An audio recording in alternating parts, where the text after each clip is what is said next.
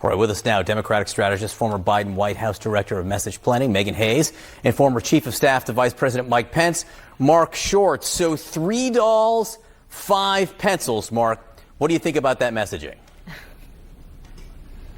I think it's really damaging messaging. It's a little bit of a let them eat cake moment. I think for the president, I think everybody understands he's very financially wealthy, but beginning to tell the American people how many dolls or how many pencils they can have, I think suggests a little bit of an elitism perspective. And I think that, I do think this overall messaging has greater concerns coming forward, because this is the week that the ports in Los Angeles and the West Coast are beginning to expect really to see a lot less goods coming into the United States. And that's going to have impact on workers in the ports. It's going to have impact on truckers. It's going to have ultimately potentially impact in stores, because the expectation is that stores can run through the inventory they've accumulated for the next 4 or 5 weeks, but that's going to begin to fall off. And I think that's an image that really should concern the White House, is if there's actually supply disruptions coming forward. Just one more piece of this, Megan. The president was talking or asked about the price of strollers going up as well. Listen to this. All costs are down. Everything is down, other than, as Tristan said, the thing that you carry the babies around in. But that's up 3%. The thing that you carry the babies around in. Megan, first, just specifically on that messaging. Yeah, I mean, I don't think he's probably ever pushed a stroller in his life. I don't think that he probably even knows what that is. That's very much of the, going to the grocery store and not knowing how much things cost moment. Sort of what Marc was saying. It seems really disconnected from the average American here and how much things cost.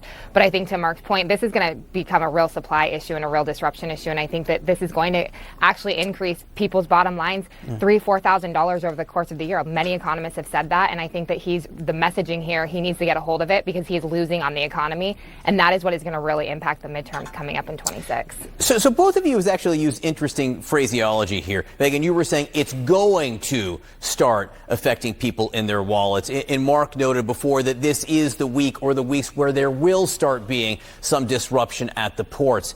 To an extent, the last 4 weeks or 6 weeks or 8 weeks, depending on how you count the beginning where Donald Trump was talking about all this, people have been saying, economists saying, well, this will have an impact on the economy. We will start seeing this.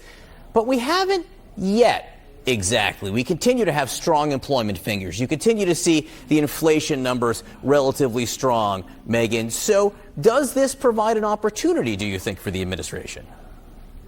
I think that people have been going back and forth, and the stock market definitely has seen a drop in his chaos economy that he's creating. So I think that what people are saying is this won't start impacting the money that you're spending at the grocery store or on goods that you buy every day in your household until sort of the supply disruption happens and until these tariffs go into effect. And he kept putting these 90-day pauses on. So I think that's why you hear that sort of language from all of us. But I do think people are starting to see this. People aren't spending money. People are holding back. I have friends saying, oh, I'm not going to book my vacation, or I'm not going to buy that because I don't know where the economy is going to be. And these are people who are fairly well off. And that's concerning when people are not spending money. But has it happened yet, Marc? Well, look, I think that the president does deserve credit that we have significantly lower energy prices. I think it is a departure from the previous administration's energy policy. I think the numbers, as you said last week, were better than expected on the jobs front. But I think there's also an expectation a lot of people front-loaded their purchases to try to avoid the tariffs, and that kind of time is running out. I think the administration would be better off if they had a more concerted effort to tell the American people, hey, look, we're asking the world to be united here because we're trying to take on China. I think in the first Trump administration, much of the tariff policy was for that focus. But I think the message has been greatly mixed. In some cases, they've said it's to focus on China.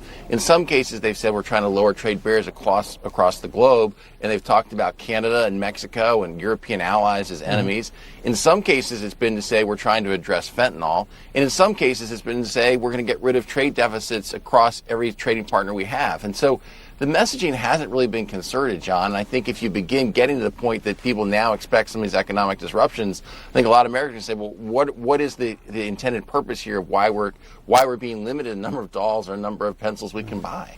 You know, one place the United States does not have a trade deficit It's in movies. It's in the film industry. I think I was reading this morning we have a trade surplus literally with every country when it comes to entertainment exports here. And the president overnight said he's going to put 100% tariffs on foreign-made films. We'll talk about sort of the specific economic implications of that, Megan. But the bigger implication is if you start a trade war on services, we've been talking about specific goods, placing tariffs on that. But once you get into services, the balance shifts here. Is this opening Pandora's box to an extent? Yeah, absolutely. But this is also just creating more chaos for people not to understand what's going on and to be sort of bamboozled of like not being able to buy dolls or not having things in the supply chain. He talks about everything but actually fixing the economy and lowering price of goods and lowering the cost of housing. And it's all smoke and mirrors. So when you start doing these individual things, it creates more chaos and more confusion for the American people. Yeah, again, we see tariff on foreign films. We don't know exactly what that means. I'm not sure we're talking about like French-speaking films necessarily. We're talking about films shot overseas. So a movie like The Avengers, perhaps, we don't know, could be considered a foreign film. Mon Dieu, as they say. Megan Hayes, Marc Short, our thanks to both of you.